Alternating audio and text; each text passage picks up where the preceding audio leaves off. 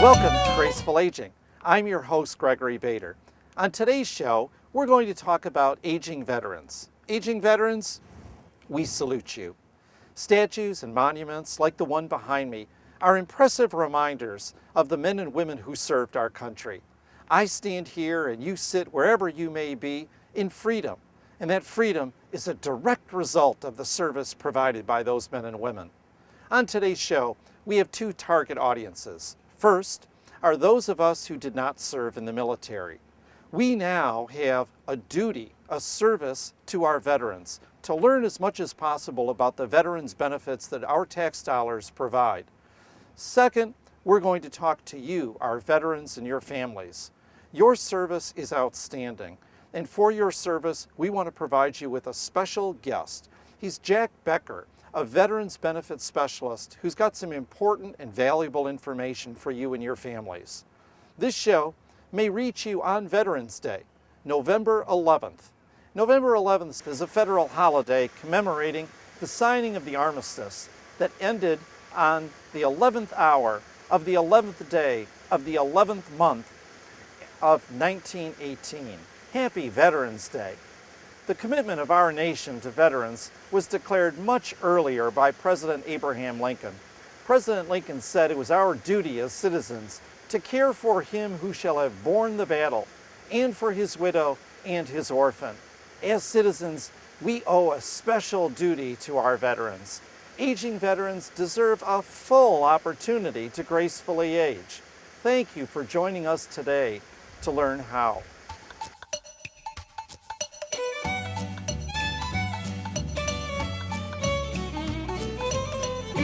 Well, thanks for joining us. We're here today with Jack Becher, a Veterans Benefits Specialist. Jack, thanks for being with us on Graceful Aging. Thank you for inviting me.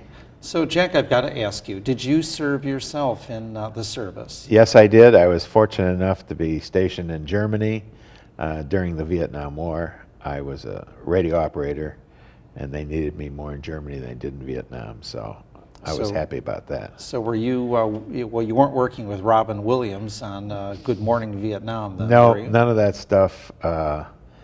I've met a lot of the guys. I've talked to a lot of the guys that were there. I've learned a lot, and I enjoy helping them. And then after the service, you went to work for the AMVETS, I understand. Yes. What organization is that, and how long did you work for them? That's a smaller organization like the American Legion or the VFW, the Disabled American Veterans, which are larger organizations. It's a service organization helping veterans from World War II, Korea, and Vietnam. And with that experience, I understand that you went and you worked at a county level for veterans, right? Well, first I worked right in the Veterans Administration for 5 years for the AMVETS, and then I went to work for a county and retired after 30 years. And then I was a very, very short retirement, and I got called by some attorneys who I had been helping out, and they asked me to come to work for them. So I work a half a day a week. I'm retired, so I work a half a day a week helping veterans. Well, you know, interesting. So you're retired, but you're not retired, and you Right. found a retirement career by working half a day. How do you like it? Oh, I love it, because I have an expertise in dealing with veterans and the benefits, and I really enjoy doing it. It's really an avocation. And for It's a life's work. Yeah, and for somebody, say, in a different career, would you recommend still using their expertise half a day a week somewhere? No doubt about it. If you can find somebody that needs your help, a smaller company or something like that doesn't need somebody full-time, it's a great thing is to continue being active in the community, active in what you know, and continue your friendships in many cases too. Well, Jack, we're pleased that you're with us here today to share, you know, your 30-plus years of experience for aging veterans. Are there a lot of aging veterans now? Oh, there's a lot out there. I think one of the problems is that we're dying off quickly. We're dying at a rate of more than 1,000 a day. The World War II vets alone, not counting the Korean and Vietnam War veterans. But we're dying off, but we're getting older in the meantime. And our wives are getting older in the meantime. So we're in need of assistance sometimes that we didn't think about when we were working doing all those things. Now that we're not working, we need some help. Veterans, I know prior presidents and the legislation for veterans benefits call veterans a special class of citizens, right? Yes. And what is that special class of citizens all about? Really, they put their lives on the line.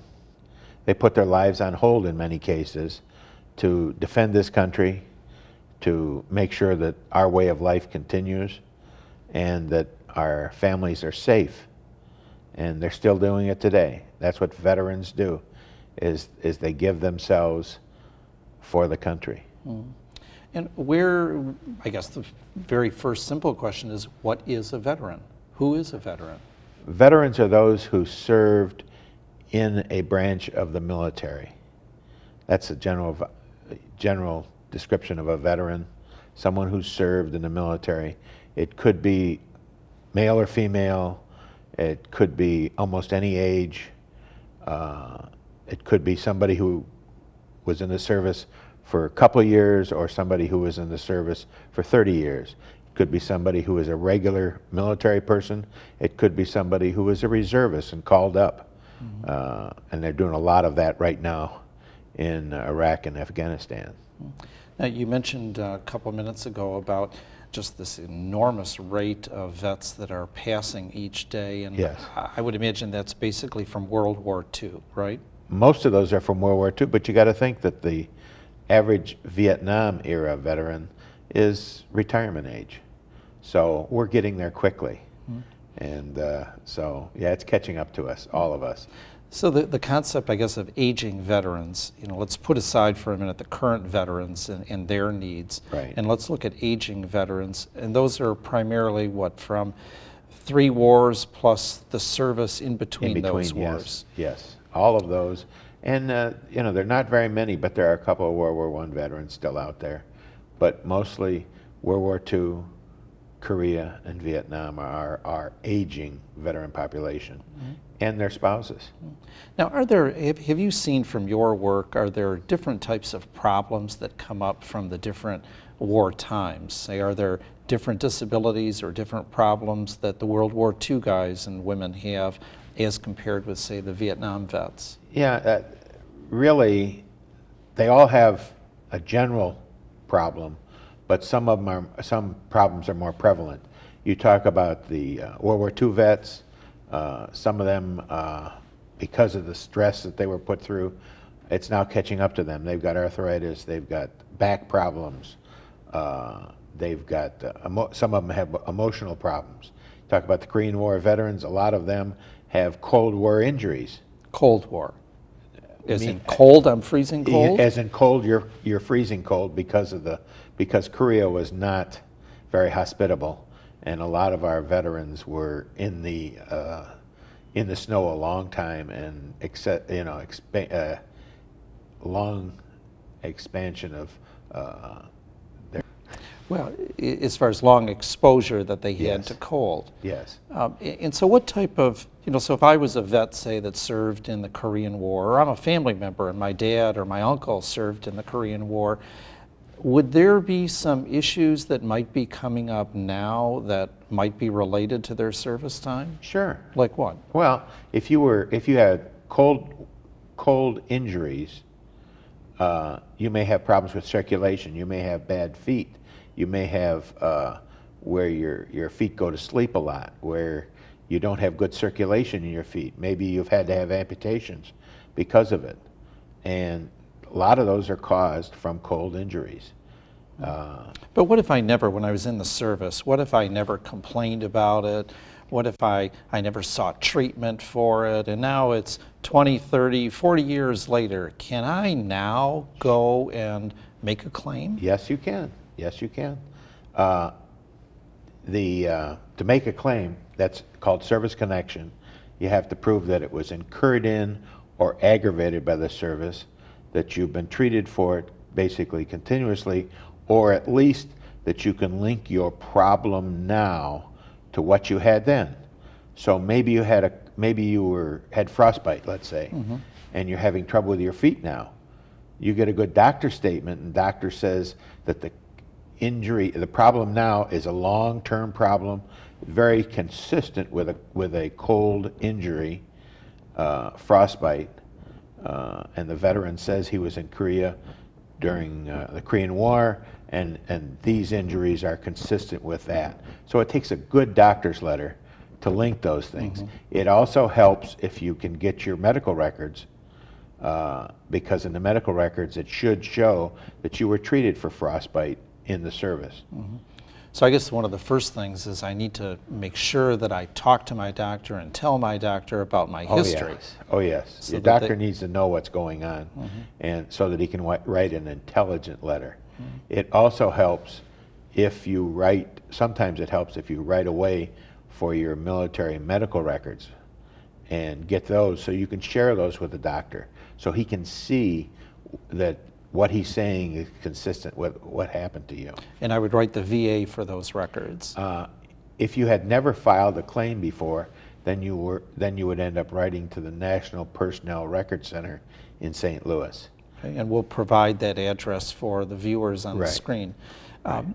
And I understand they had a fire there, though, didn't they? They in had the a fire 70s? there, and they burnt, and some of the records burnt. It was a 7-story building, is now a 6-story building. Ooh. Yes. So what if they don't have my records? What if my records If your burn? records were burnt, they can still search alternate sources. They have records of, they have hospital records, they have alternate source records that they can search, and they may be able to come up with them. If they can't, then you can, and maybe good, you can use buddy statements. A lot of times World War II and Korean War veterans kept track of the people they served with. They all, or all meet down at the VFW every once in a while. You get buddy statements that says that this is what happened. Maybe you can get statements from your family or your friends that knew you before you went in, during the war, and after you got out, and what they saw, what they observed. Now, they can't diagnose something because they're not doctors. Right. But they can say what they saw. They saw you limping when you got out of service, or they saw a picture of you laying in a hospital bed. Or maybe your wife got a letter from you, and she still kept the letter. You'd be surprised how many people keep those letters. A love letter from you that says that you're in the hospital right now, or you just got treated for something, and she may still have that. I have So there's a lot of alternate sources. There was a whole list of letters that my uncle Wally, sent to my dad, who wasn't in the service, and it was a recent Christmas present for my dad. Oh, isn't that nice? Isn't that nice? Now, is there a duty from this record service to provide these documents? If they have them, yes. There's a duty to assist. The VA has a congressionally mandated duty to assist. So when you make application, if you don't have those records, they have a duty to go back and ask for those records. And do I have to pay for these records? No, this is all free. This is all free service provided by the National Personnel Record Center or by the VA. So if I've got some medical issues, if I'm an aging vet, if I understand you correctly, if I'm an aging vet and I've got some medical issues, I need to tell my doctor about my service, and I should, as a matter of course, try to get my military records and then bring them to somebody like yourself or the VA. Or sometimes it's better to go talk to a counselor, talk to somebody like a county counselor or a representative of the service organizations, because they have people who work for them who deal right in the VA. And go and see them, and they will tell you, maybe they'll write for them. If you feel a little timid about writing for them or not quite sure what to do, they will write for them, and they will ask for that stuff. They will also tell you when to make application. Good, and we're going to hold it on that thought, because I've got a lot more questions of Jack Becher, a Veterans Benefits Specialist, when we come back.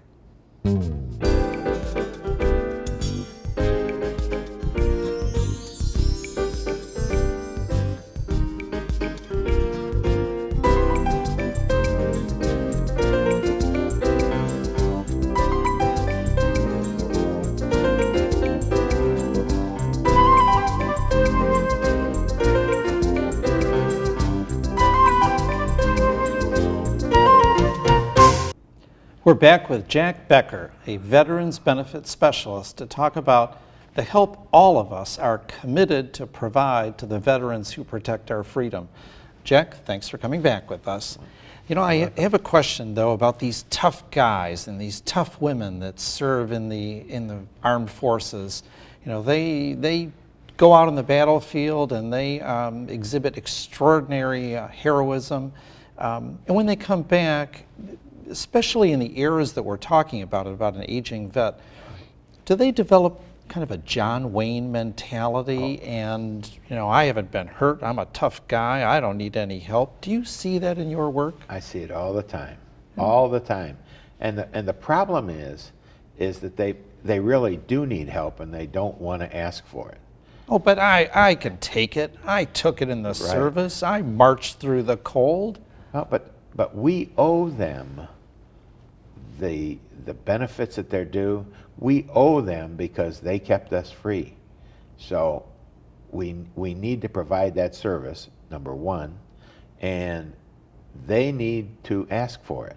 Now, many times it might be the wife telling the husband, you need to go to the VA hospital. You're having problems with your arthritis that you got. Oh, enough already. I've heard that before. What's a spouse supposed to do when a husband reacts negatively to that in that John Wayne mentality? Well, then sometimes she needs to just drag him by the hand and take him to the local county counselor to sit down and say, this is what happened to him. He's having trouble sleeping now. See, the problem is they got out of the service, they had families, they had jobs, they came back and continued their life. They had to, because they had to make a living for their family. They had to support them. Now they're retired. Now they've got time to think about things. Mm-hmm. And with all the stuff that's on television, not only the war that's on right now, that's right in our face, but we're also talking about the movies like Saving Private Ryan and all these other things. These things are starting to come back to the aging veteran, and he's starting to think about it, and he's starting to feel bad about it. He's starting to feel depressed about it. And some of those, and that doesn't happen to everybody, mm-hmm. but it does happen. And when it does happen, they need to get some help. Okay, so turn your attention to the camera, and you're talking to a vet who's refused to admit that he needs help. What would you say to him? I would say that you need to listen to your family, because sometimes they're the best judge if you need help or not, and get it. Get it for them. If not for yourself, you want to do it for them. You want to do it so that their life is easier, so that your life is easier, and that maybe if something happens to you, they're provided for. Wonderful. Good words. Hopefully people will listen to that. Yes.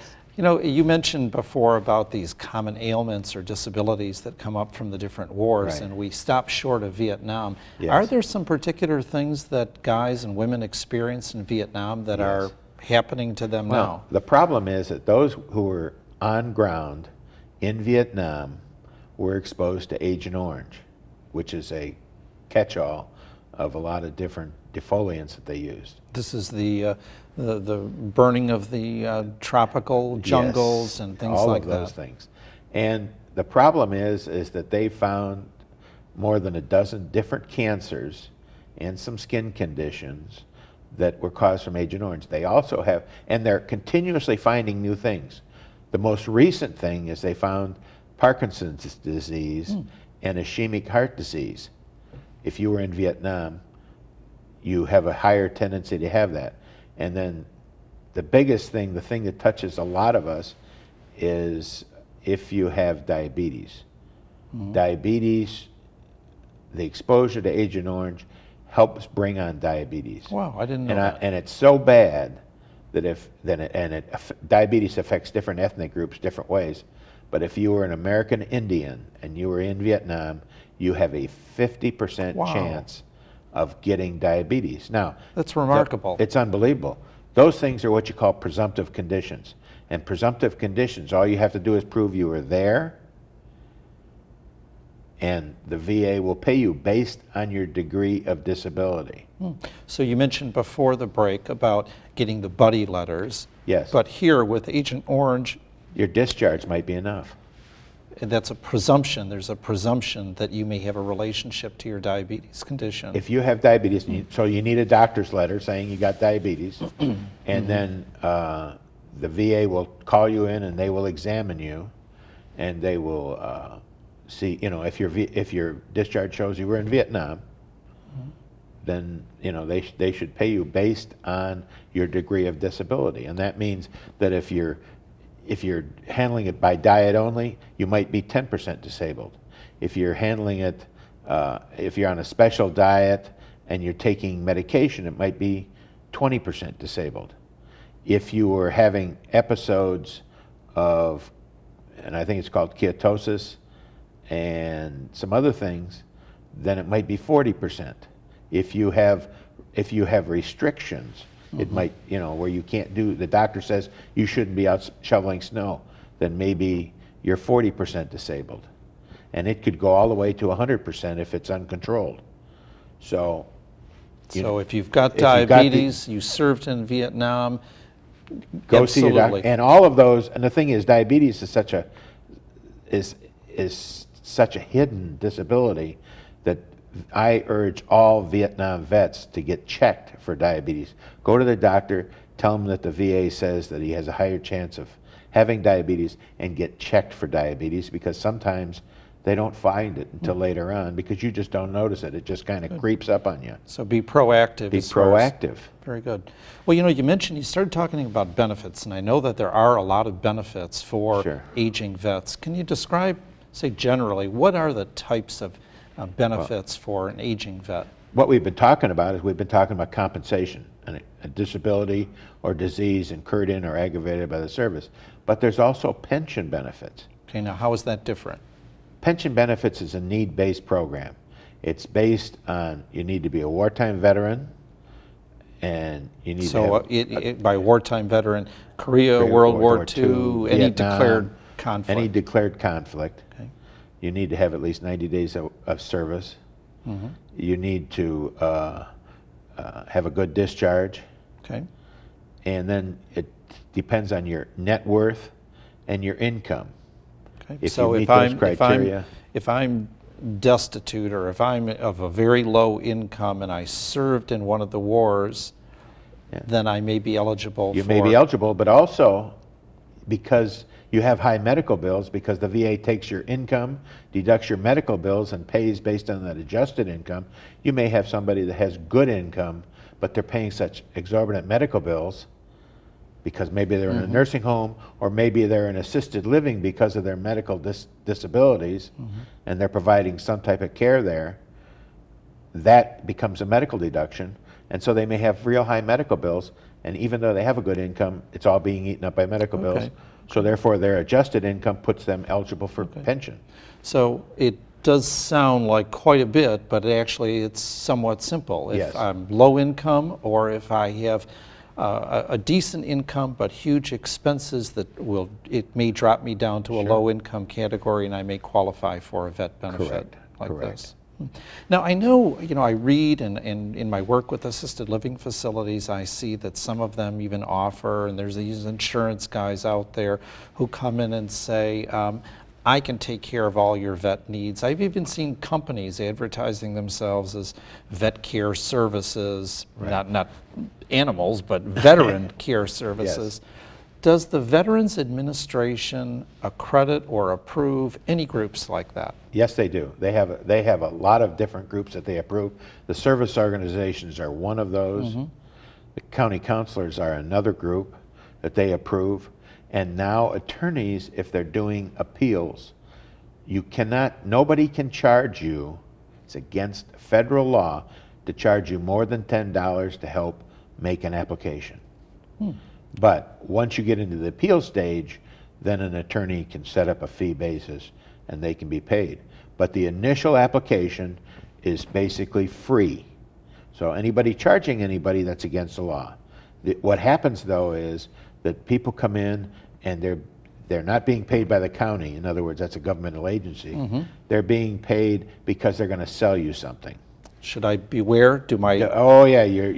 The feelers go up? The feelers go up, and the hair on the back of your neck should stand right up, because in many cases, it's going to cost you more than it's worth. Okay, so And you can get that service for free someplace else. Okay, so let's make sure that people understand this. Can everybody check to see who's an accredited, certified helping organization for a vet? Yes. And they would go where? They can go right to the VA. The VA will tell them. They can pick up a phone and call the VA. Okay. And the VA will tell them. Should any vet or their family deal with somebody who's not on that approved list? I would say no. Okay. They stand too much of a chance of somebody taking them for a ride. So if there's somebody who approaches my dad or my family, if I'm part of a veteran's family, and they're trying to sell me something, my feelers go up. Yes. And I should look elsewhere. Yes, and all that does is say, well, maybe he's eligible. Maybe I need to go down to the county and talk to them, or go to the local service organization and talk to them. So, and those are free services? Or free services or the VA themselves. Okay. But usually the difference is that the Veterans Organization and the county are advocates for the veteran. They work for the veteran, they don't work for the VA. Mm-hmm. So they will tell you things that the VA may not tell you. Okay. Now, amazingly, our time is running low. Will you come back and talk with us Sure. about, so many other things, VA health benefits and more on pension and benefits? And I know Yes. if people go into assisted living facilities, Yes. there's help. What other kind of help is there, Jack? Oh, there's so many different things. The VA has nursing homes themselves. The states have homes for aging veterans. You've got regular nursing homes, some of them approved by the VA. You've got assisted living facilities. If they're providing medical care to the veteran, that might only be reminding him to take his pills every day, or it may be helping him bathe. We've got to have you back, okay, because I know there's a lot more questions that I have, things, yes. And our veterans deserve all this information. Yes. Well, Yes, I agree. Jack Becher, thank you so much. Your specialty is absolutely necessary for, how many veterans are there? 28 plus million? More than that. More yes. than that. Yes. All right, well, thank you so much. Well, that's been interesting information. I hope you've enjoyed it and learned quite a bit. We're going to have a second show because veterans deserve a second show. But in closing, I want to relate to you one federal court opinion. And they observed that VA benefits flow to a special class of citizens, those who risked harm to serve and defend their country. This entire scheme is imbued with special beneficence from a grateful sovereign. So we salute all veterans, and we hope that they live gracefully for a long time. Thanks for being with us.